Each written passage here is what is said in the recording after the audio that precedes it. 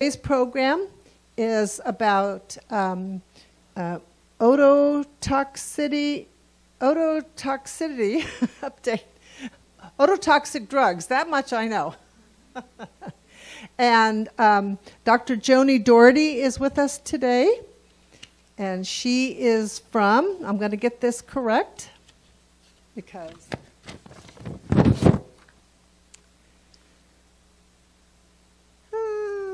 okay, it's the Keck School of Medicine of USC.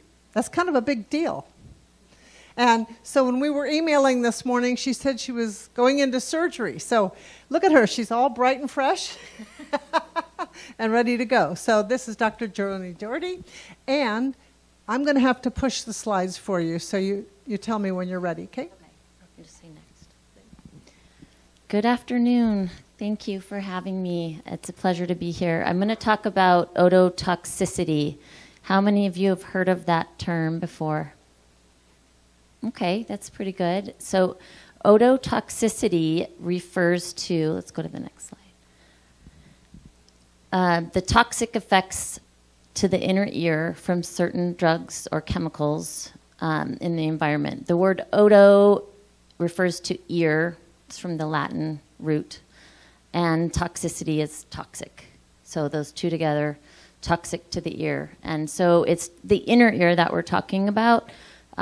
Basically the hearing and balance organs which make up the inner ear.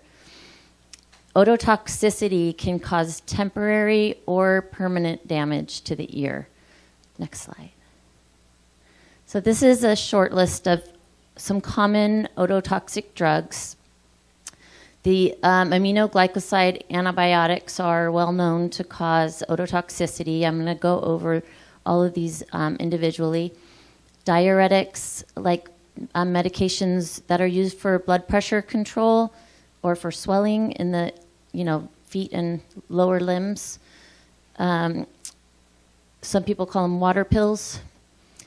Then there are some other classes of drugs like anti-malarials, anti-cancer drugs, analgesics like the over-the-counter aspirin, Tylenol, and some other miscellaneous drugs. Next slide. Tony. Yeah.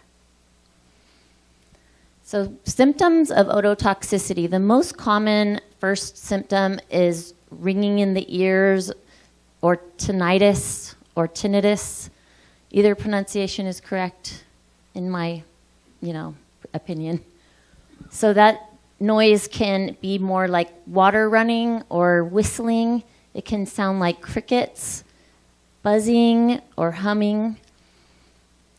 And it's a sign of sensory neural hearing loss, meaning damage to the hearing organ that causes a permanent kind of hearing loss to the sensory cells within the organ or the nerve. However, as I mentioned earlier, some ototoxic drugs, if they're removed, the damage can be reversed. So we'll go over that in more detail.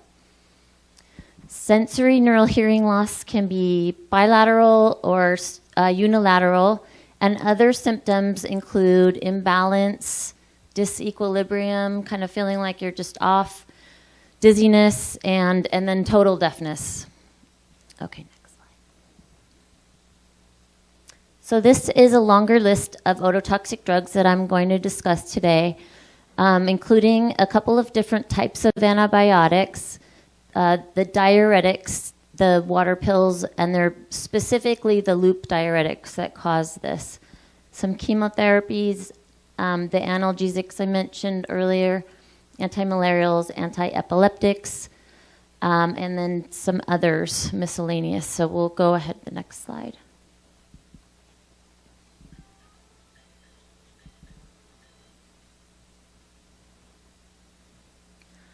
This is the mechanism of entry. This is a slide that shows what would be a cross-section of the cochlea or the hearing organ. There are 3 fluid compartments in the hearing organ. So we have 1, 2, and 3 mechanisms of entry into the inner ear. Number 1 is the diffusion across the membrane from the vestibular compartment into the cochlear duct, where the auditory sensory cells for hearing live. Okay, so anything that is getting exposed to those cells can potentially cause ototoxicity. Another route is through the bloodstream, and that would be number 2, coming through the lateral wall of the hearing organ through what is called the stria vascularis.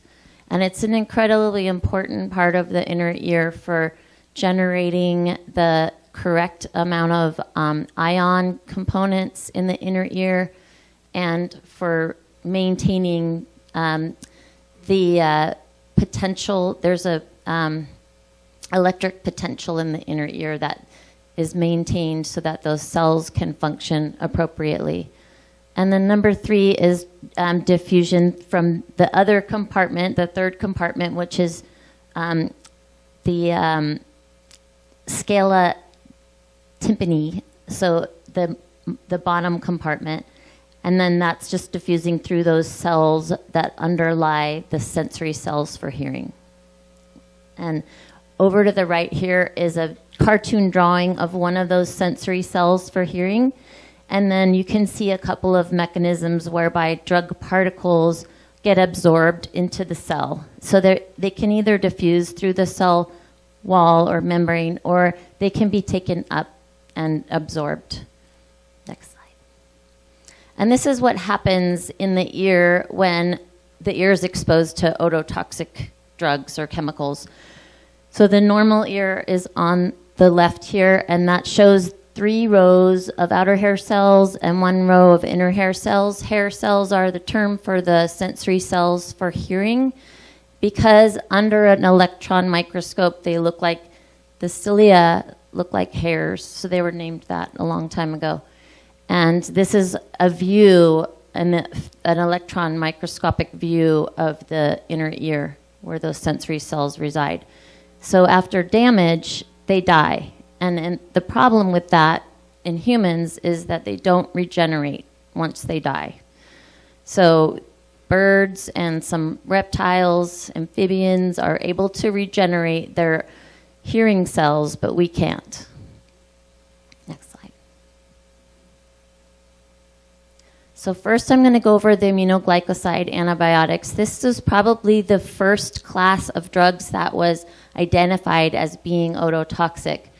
There are several different antibiotics within this class, and their potential to cause permanent ototoxicity varies among the different drugs. Some have a higher risk for causing hearing loss, and some have a higher risk for damaging the vestibular or balance organ. Next slide. So this slide shows a list of the different aminoglycoside drugs. Neomycin is the most toxic to the hearing organ of all of the class of aminoglycosides. And that's important to know because neomycin is contained in some common ototopical, meaning drops that we prescribe for the ear. So that's kind of weird, right? Why would doctors prescribe something that contains an ototoxic drug for the ear? Well, it's safe as long as your eardrum is intact and it can't get through to the inner ear. So the eardrum provides a very good barrier for that drop that it won't get through. But if you have a perforation in the ear, then it's extremely dangerous to use that because it can affect your hearing and also balance, but mostly hearing. The other drugs that are common in that class are gentamicin, kanamycin, tobramycin, and amikacin. And those are used in a hospital setting. They're administered intravenously or through the veins for serious infections. So they're not commonly used or prescribed. We can't prescribe them as a pill, for instance. So mostly the cause of this type of ototoxicity is because of a life-threatening condition or infection that requires that class of dangerous drugs. Next slide. The next class of drugs is more common, and it's something that many of you may have taken.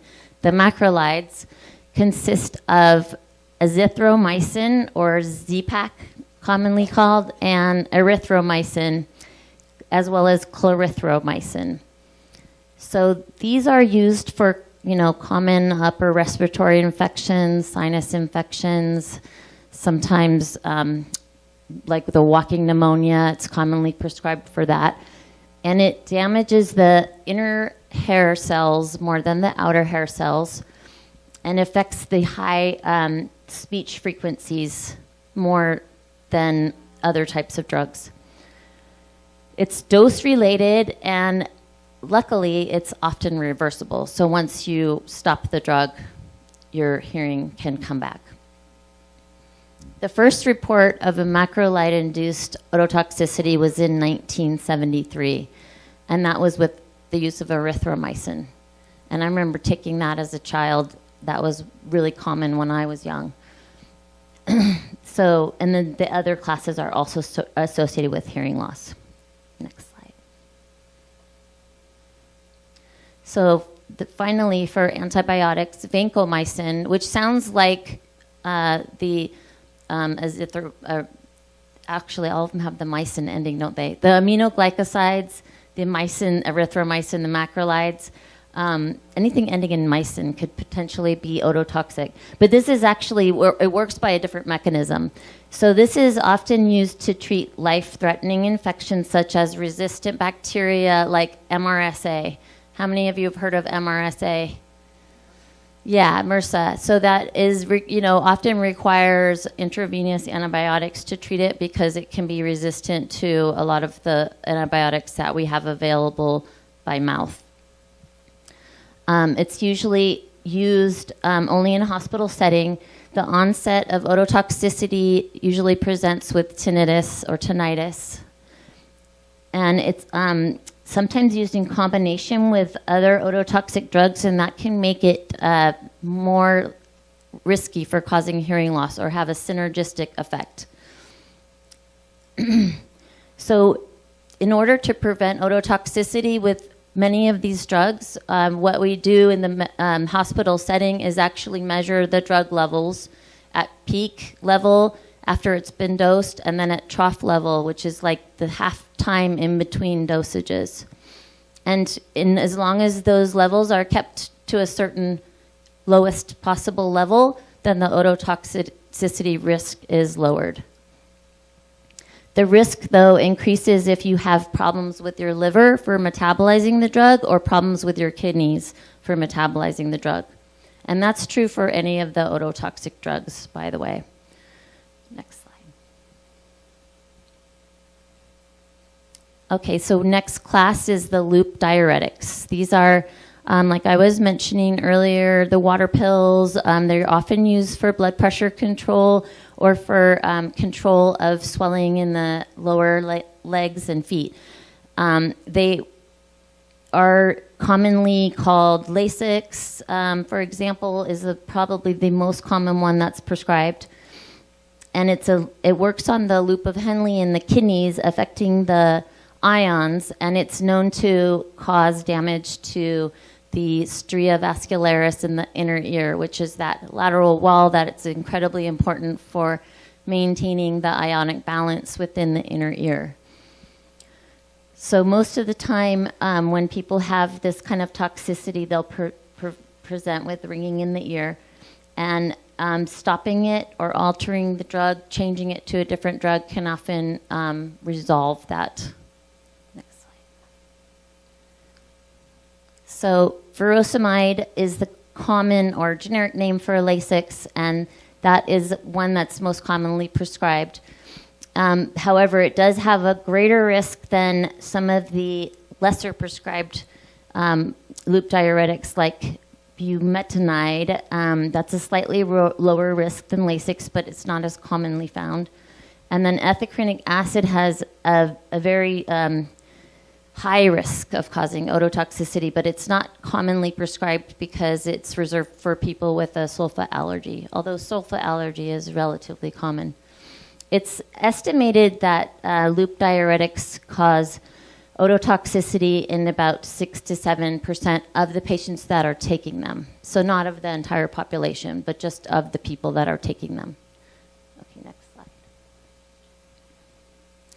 Okay, we're going to move on to the chemotherapies now. As you can imagine, chemotherapy is used for life-threatening cancer.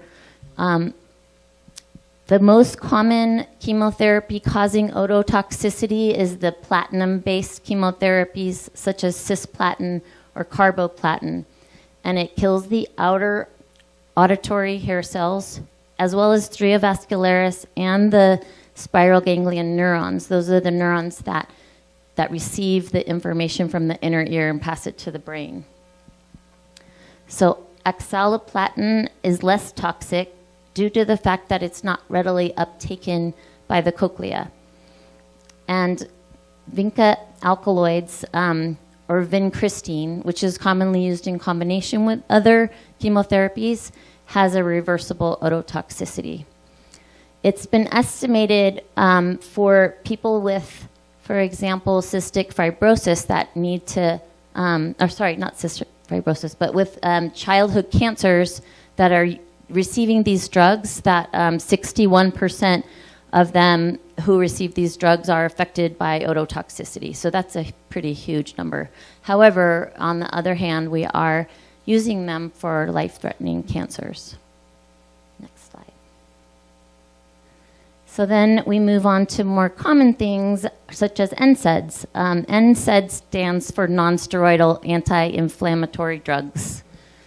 In that class, the ones that are ototoxic are aspirin and acetaminophen, or Tylenol, as it's commonly called, the brand name.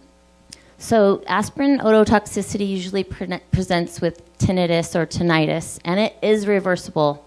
So you can stop the aspirin and stop the tinnitus. Acetaminophen or Tylenol, though, causes an irreversible ototoxicity, and it can cause a severe to profound sensory neural hearing loss when it's taken at very high doses or taken chronically, or in people with liver damage or kidney damage. And it also, by the way, causes liver damage when taken in high doses.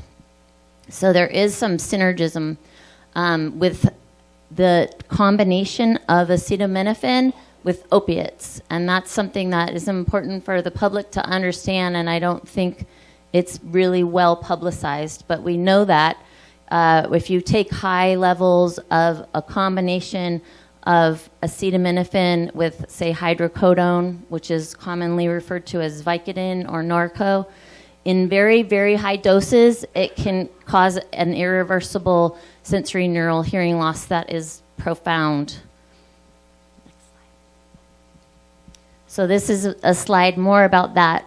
We discovered that in probably around the 1990s that there are a few patients that presented with a rapidly progressive deafness over a period of a couple of weeks, and to complete deafness, and it's irreversible with all of the types of medications that we can give to restore hearing, like steroids. We often give steroids for a sudden hearing drop.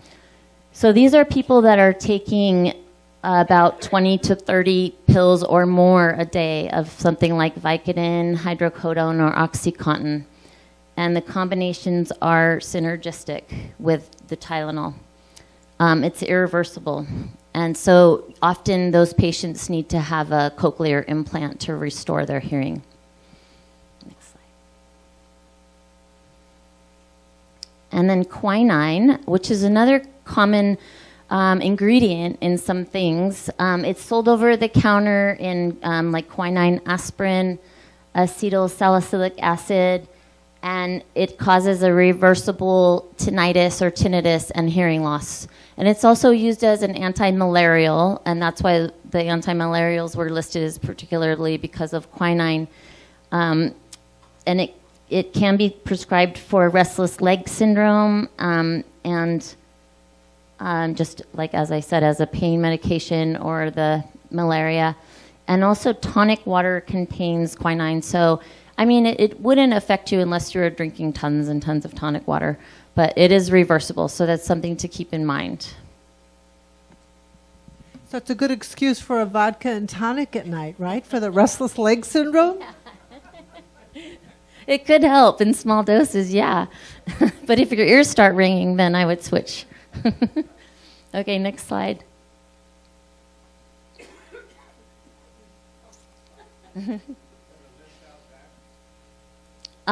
We can print out the slides if you want to have the lists and the information. So antiepileptics like Dilantin or carbamazepine, valproic acid, lamotrigine, and gabapentin can result in tinnitus, sensory neural loss, and hyperacusis, as well as dizziness, ataxia, which is a loss of balance, walking like you're drunk, and nystagmus, which is a reflexive movement of the eye due to the vestibular insult. These are rare, however, for people that take these drugs, and this is an uncommon drug prescribed, but gabapentin of those is commonly prescribed for all sorts of things, like for nerve injuries, for back pain. It's also sold as Neurontin, but it's uncommon for it to cause ototoxicity. It's just something to be aware of. Okay, next slide. And then next slide. And then next slide. And then the next slide. And then I just wanted to go over some environmental agents that can be associated with hearing loss. So I mentioned like chemicals in the environment, toluene, mercury, carbon disulfide, styrene, which is part of like making styrofoam, carbon monoxide, and that's good that we are all required to have these carbon monoxide monitors in the house, lead, which used to be in the paint, and manganese xylene. Next slide. And then finally, noise exposure. Noise levels above 85 decibels is known to be ototoxic to the ear. That's why we have these organizations that monitor the noise level in the workplace and require hearing protection, like earplugs, if the level is above 85 decibels. And it depends on the exposure time as well as the loudness level. So the louder the noise, the less time you should be around it. But sudden loud noises like a gunshot or fireworks can cause irreversible damage to the inner ear as well. And it also besides damaging the auditory hair cells, noise damages the neurons, the cell bodies that receive the sound from the ear and send it to the brain. So that it's a dual effect. Okay, next slide. So who's at risk for ototoxicity? People who have cancer, who are receiving the platinum drugs, anyone with cystic fibrosis, which is a genetic disorder that you're born with. And the reason for that is because people with cystic fibrosis often require the types of antibiotics that are ototoxic in order to control certain types of infections, like they get a lot of sinus infections, they get a lot of pneumonia. And it's been estimated that up to 40% of cystic fibrosis patients are affected with ototoxicity due to the antibiotics they're exposed to repeatedly. Then genetics do play a critical role in the aminoglycoside ototoxicity. So there's been identified the gene, which is a mitochondrial gene, and it's estimated to be present in 0.2% of the population, this gene mutation that causes you to be oversensitive to the aminoglycoside antibiotics. So, when this was all discovered a long time ago, they looked at whether we should test everyone that is going to receive aminoglycoside antibiotics for this gene mutation. And they discovered that, they, meaning like the big people in charge of things, discovered that it's not cost effective to test everyone because it's such a rare mutation, and because often there isn't another choice of antibiotics that we can give them for resistant infections. And then as I mentioned earlier, people with kidney insufficiency, also dehydration can put you at risk for increased levels of the drug getting into the system. And then opioid addicts, people taking large amounts of opioids. Next slide. How can we prevent ototoxicity?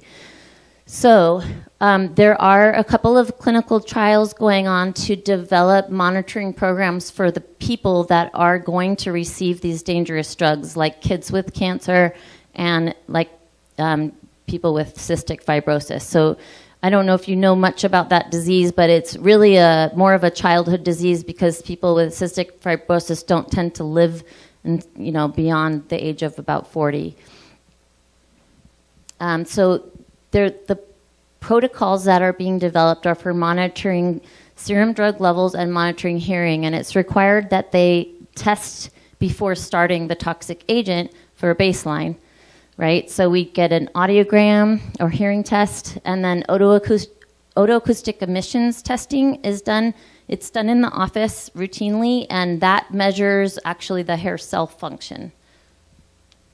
And then there are also some clinical trials that are going on to examine whether pre-medication with things like aspirin or N-acetylcysteine or ginkgo biloba, also sodium thiosulfate, can reduce the risk of ototoxicity in patients that are receiving these drugs.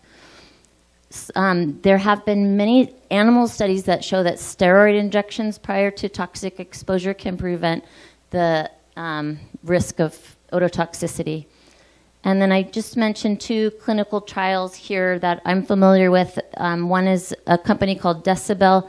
They have a drug that's injected into the ear through the eardrum to block the absorption of aminoglycosides in people that are receiving those drugs. And then another, the Epsilon trial is an oral medication used for the same thing, basically, for blocking the absorption of the drug into the system. Next slide. And there are some systems for grading. I'm not going to go over this in a lot of detail, so we can go to the next slide for grading ototoxicity. Tony, next slide. And next slide. Yeah. This is a little boring. Next slide. I gave this talk for a bunch of doctors. That's why I put all that in there, because they're more interested in that kind of stuff. So how can ototoxicity be treated? With hearing aids or hearing amplification. Sometimes it requires cochlear implantation if the hearing loss is too severe. And then there is a vestibular implant for recovering the balance function that is being investigated in clinical trials at Johns Hopkins and Washington University. And then I want to talk a little bit about this frequency trial. That's for recovering hearing loss from ototoxicity. Next slide. So Frequency Therapeutics is a company that's developing a combination of small molecules. It's a unique combination to regrow the hair cells. So they're based this chemical compound on what animals do to regenerate their auditory hair cells. So as I mentioned at the beginning, birds and reptiles and amphibians can regenerate their hair cells, and fish too. But humans can't. So we've studied, not me personally, but lots of really smart scientists have studied the mechanisms that those organisms use to regenerate their hair cells, and they came up with a unique combination of small molecules that can be simply injected through the eardrum, and it regenerates the hair cells. And that is currently finished the phase 1 trial, and they're expecting to enter phase 2 trials, which is like an efficacy trial. So phase 1 clinical trials is the safety trial to see if it's damaging to people, and it passed through that. So we know it's safe. And so this slide shows what a hair cell, like it comes from the supporting cells that are around the hair cells in the inner ear, but it has to have some reason to decide to transform into a hair cell from a supporting cell. So that's what the drug focuses on, is transforming a hair cell into a supporting cell and then also proliferating or making more cells there. Okay, next slide. And this next slide shows some of their preliminary work in a mouse cochlea. So this was a mouse that was treated with aminoglycoside. On the left side is the control, and they're staining for the auditory hair cells along the basilar membrane in the cochlea. The green fluorescent is basically live cells, so there's not too many alive in the control animal, but the animal that was treated with this agent has regeneration of the hair cells. And on the right side, that bar graph shows that the treated animal in orange gains hair cell levels up to the native level or the natural level before aminoglycoside toxicity. So that is it, and I thank you very much for your attention, and I'd be happy to take any questions.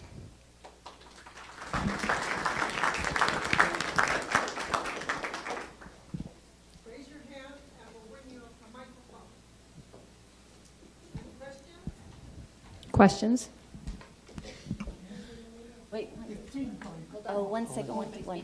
You're next. I have recently observed that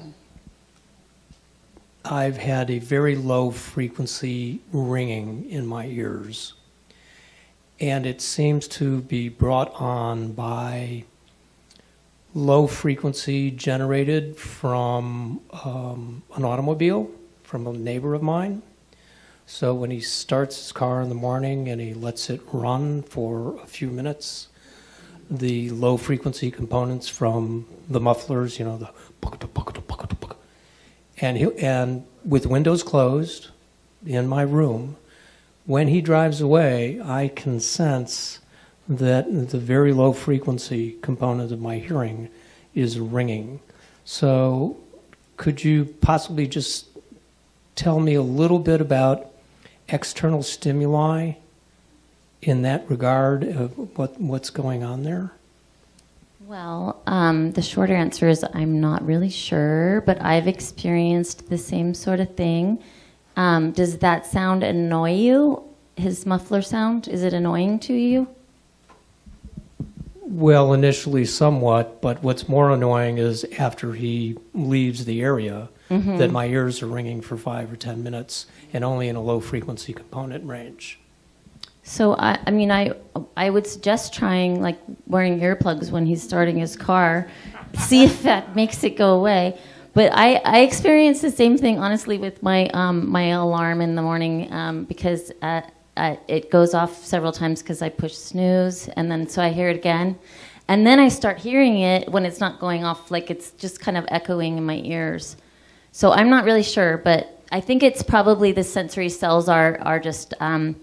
there's not able to like get rid of that stimuli yet. Like similar to when you look at the sun, and then for several seconds afterwards, if you blink, you still see that image. It's because it's burned like basically the retina with its bright image, and it takes a little while to recover.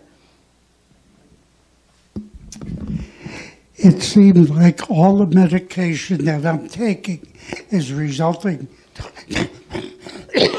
to ototoxicity, like for blood pressure, and I'm taking for water retention, and I'm taking aspirin, and these are on a daily basis. So what do you do in a case like this? You have to take the medicine to counteract one illness, but as a result, it causes a side effect that requires other medication to take care of the side effects. So it looks like you're on medication night and day all year long. And it's very complicated and frustrating. I've cut down on furosemide. I used to take quite a bit for water retention, but I had to cut it down. I used to take it twice a day, and now I'm down to I used to take 2 pills twice a day, 20 milligrams. Now I cut it down to 1 because it was causing other effects because of the great amount I was taking. But I also had ringing in my ears at one time, but that has disappeared for quite a while. Instead, on my left ear, at night, it starts to itch, and it feels like sometimes something is pouring into the ear. And I found out that if I keep it covered and sleep with a towel on that one ear, that helps and alleviates and lets me sleep soundly. Very interesting. Well, thank you for sharing that. Itching can be due to wax in the ear, or if you use Q-tips, it can be a side effect of using Q-tips. It's like a vicious cycle. Because I know people use them because their ears itch, but the little cotton fibers create little micro abrasions in the very delicate skin of the ear canal.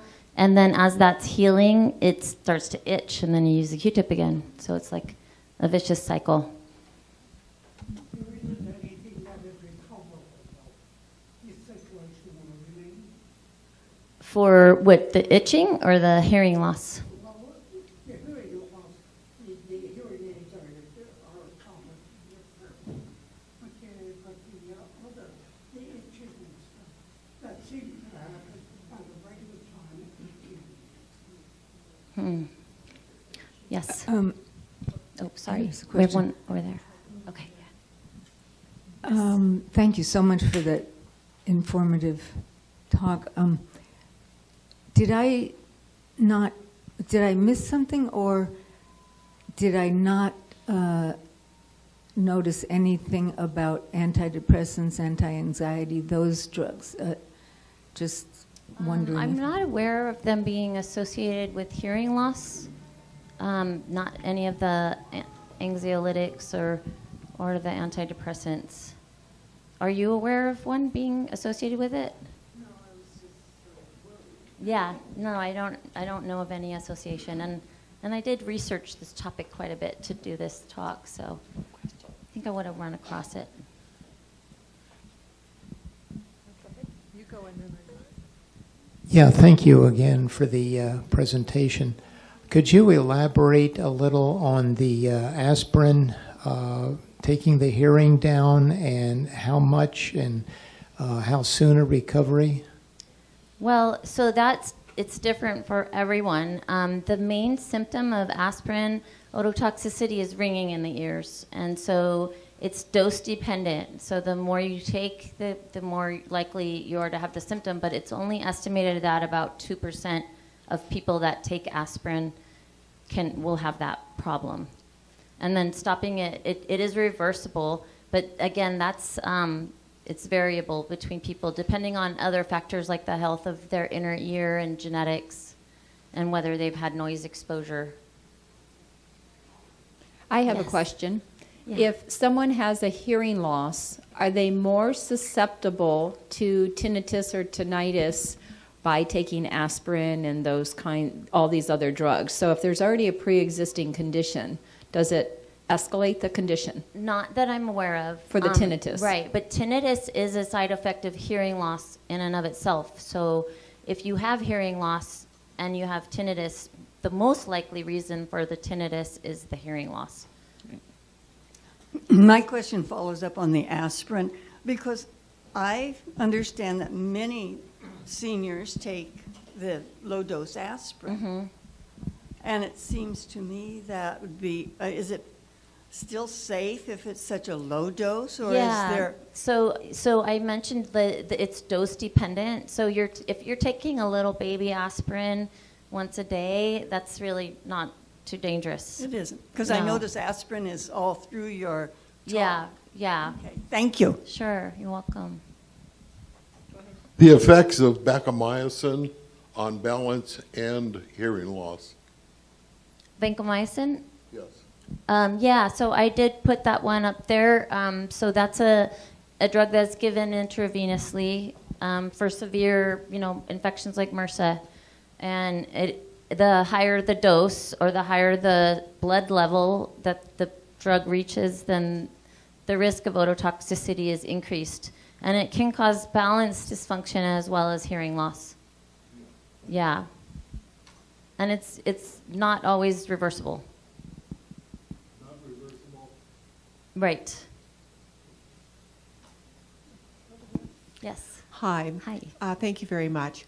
So is the tinnitus or ringing in the ears, is that caused from lack of the cochlear hair cells or follicles, whatever name you want to call it, or is it from the brain? It's coming from the brain because of the lack of sound input to the centers in the brain that receive the auditory input. So because of hearing loss, many people will have ringing usually in a quiet environment. It's going to be worse because you don't have any sound coming in to inhibit those cells in the brain, but it does arise from the auditory cortex. In the brain, okay. Yeah. So therefore, the functional therapy where they're going to replace this, the cochlear hair cells, it's not necessarily going to reverse the tinnitus or tinnitus. It's not necessarily going to, but if it does cure the hearing loss component, then you have more sound coming in to inhibit the cells in the brain. Touche. Yeah, thanks. so we hope, you know. I hope so. Okay, Yeah. thank you. Yes. When you were researching, did you look into any herbal products to see if they have any autotoxicity? So yes, I did, and I didn't see any that do. In fact, some herbal products are used to prevent ototoxicity, like ginkgo biloba. And I listed a few that are used, like N-acetylcysteine. It's not herbal, but it's like an antioxidant that you can buy over the counter. And that's been used in some studies to prevent hearing damage. Hi. Hi. When I was a girl, I was diagnosed with allergic to cats. So I didn't get one for a very long time. And then when I was married, my husband and I got a little cat, and we did very well with them. But I thought I was better off. I'd gone to the doctor not having one. So I don't know how, I'm not going to say how many years to the present. And I just got a cat that was somebody else's, and she was going to die. It was one of these things. I don't know what the symptoms are anymore. I just know that I haven't been feeling very well since I got the cat. Besides, he's smarter than I am, and it just doesn't work out. It sounds like maybe you should try to give him away. Yeah. Well, I'm going to see an allergist, but I was Good, wondering if yeah. you had... Well, I mean, itching, sneezing. So the itching can be your eyes, your ears, your nose, the back of your throat, even your skin. That's a sign of allergies. And then congestion, sometimes like a sinus headache, runny nose, and like excessive sneezing. Those are the most Check. common ones. Check, and check. How harmful is the quinine water or the quinine salsa? You said it causes damage. Quinine used as a pill for restless leg syndrome or for malaria, to treat malaria, is ototoxic. But not, I mean, I just mentioned that it's in tonic water.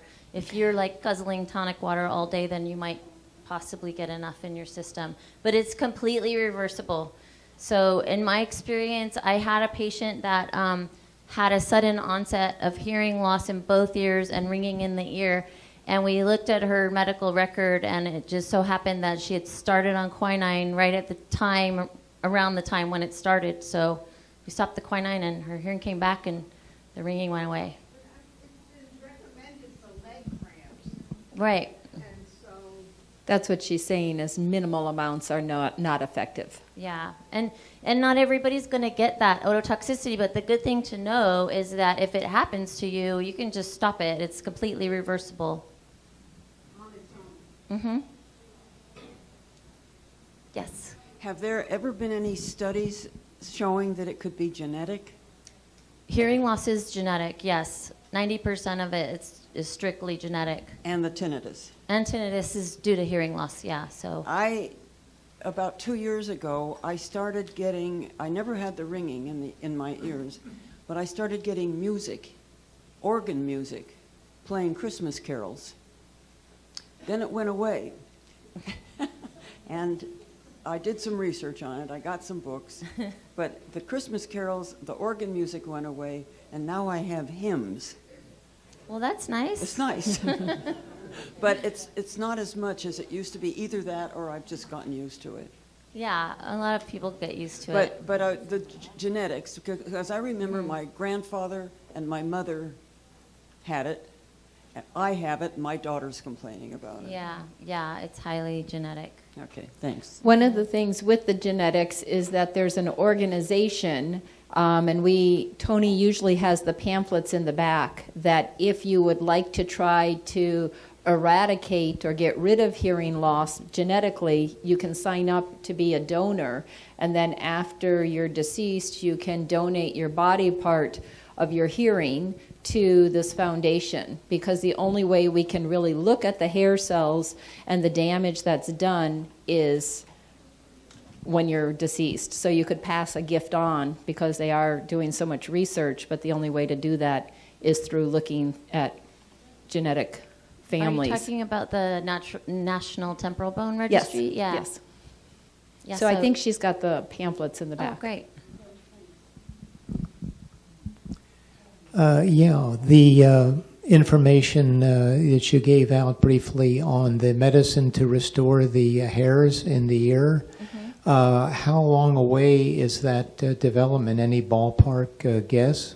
So it takes anywhere from about 10 to 15 years to develop a drug and get it to market. So this drug has been in development already for about 10 years, and it is in clinical trials currently. So right now they've finished the safety trials, and now they're gonna go into efficacy trials probably by late spring or early summer this year.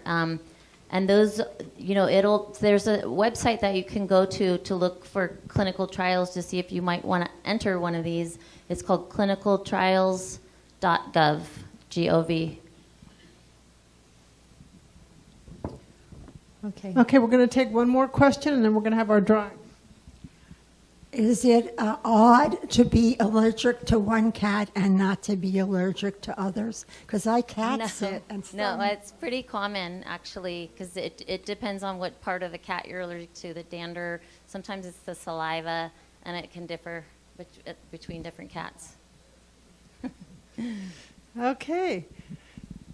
My goodness, it's such a heavy-duty topic, and I'm sure we all take a lot of medications. Thank you. And we have a little something for you here. Don't go so. So here we are. And you can open it up and see what you got. Oh, wow. Nice. That's beautiful. That's a to-go cup. Yeah. And then inside is a gift certificate to get some coffee. That's awesome. Thank you so much. Thank you. You drove all the way down here. Appreciate it. Okay. Oh, we're going to take a picture. Okay. Should I hold my mug? Thank you.